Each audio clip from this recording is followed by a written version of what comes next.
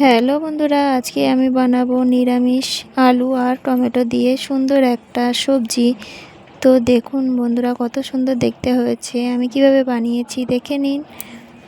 প্রথমে আমি আলুটাকে লম্বা লম্বা করে কেটে নিয়েছি।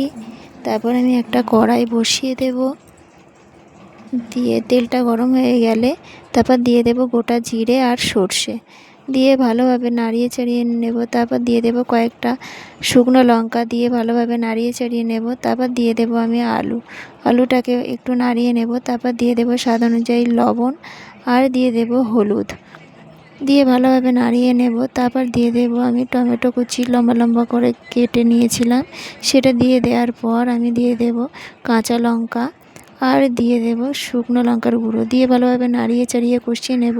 তারপর পরিমাণ অনুযায়ী জল দিয়ে দেব।